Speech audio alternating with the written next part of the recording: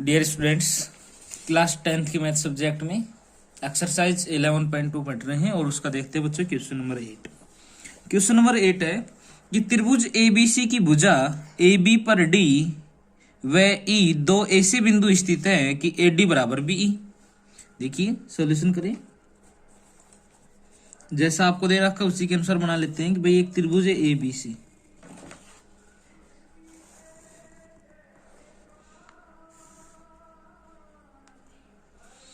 ये है A B C.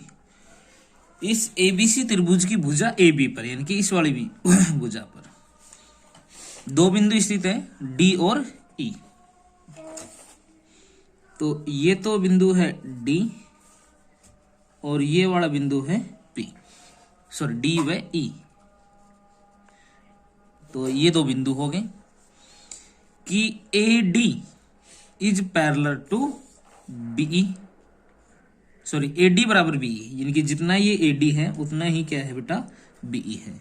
यदि D P parallel to B C, यानी कि ऐसे बना दीजिए, ये पी हो जाएगा, ये जो डी पी है वो किसके पैरेलल है, इससे बी सी के पैरेलल है।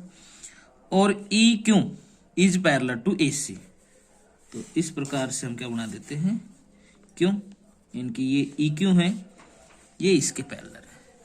और कंस्ट्रक्शन करके मैं इसको भी इससे ज्वाइन कर देता हूं। तो आपको प्रूफ करके दिखाना है कि P Q is parallel to A B, ये वाली बात आपको सिद्ध करके दिखाना है। तो बच्चों लिख दिया है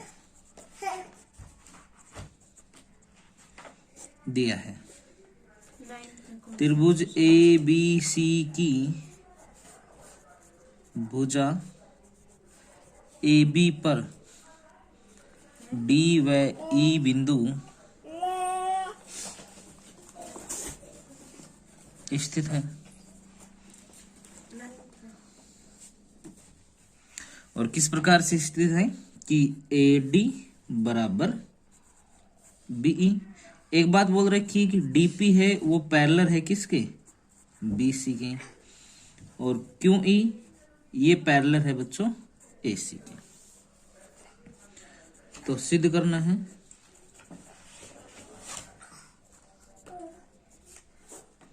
क्या सिद्ध करके दिखाना है आपको। देखो ये P Q is parallel to A B, ये वाली बात आपको सिद्ध करके दिखानी है। देखो करते हैं इसकी उत्पत्ति।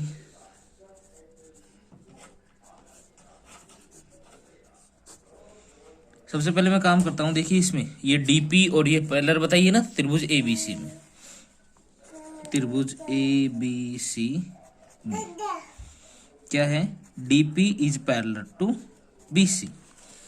तो यहां पर मैं अनुपात लगा सकता हूं कि एडी अपॉन डीबी। देखिए यहां पर ये समांतर है ना, तो एडी अपॉन डीबी बराबर एपी अपॉन पीसी,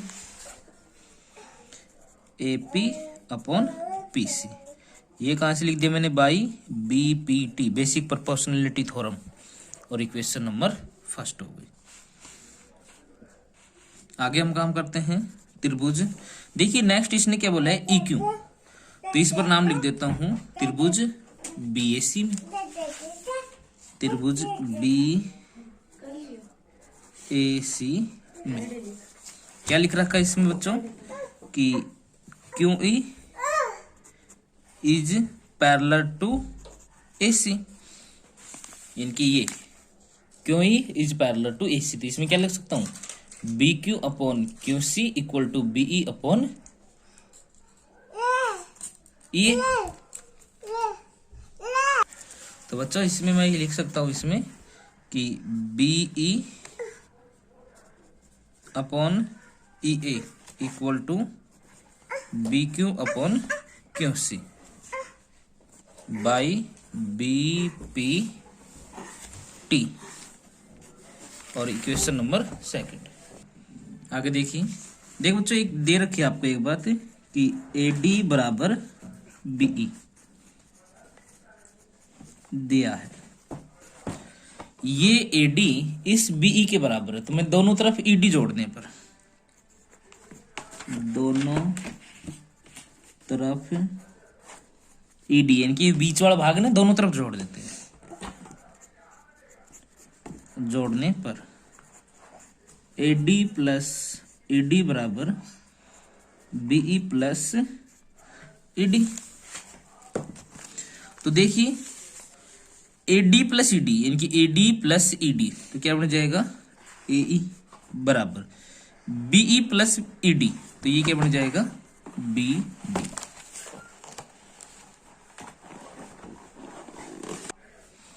आगे देते हैं समीकरण 2 से।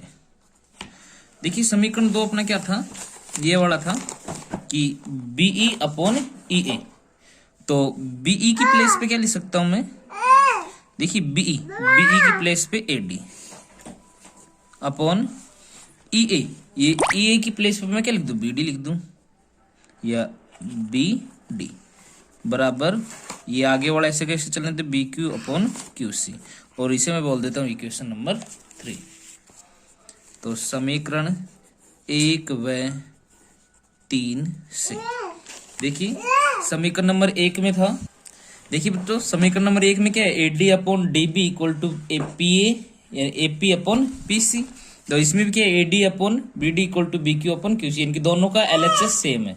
तो यहाँ पर मैं क्या लिख सकता हूँ एपी अपॉन पीसी, ये किसके इक्वल आ जाएगा B Q upon Q C के इक्वल आ जाएगा। अब देखिए एपी अपॉन पीसी किसके इक्वल आ गया B Q upon Q C के, तो बीपीटी के विलोम से, और बीपीटी का विलोम यही होता है जब भुजाओं का अनुपात समान होता है तो उनका पैरेलल होंगे, यानी कि P Q is parallel to A B, hence proved answer.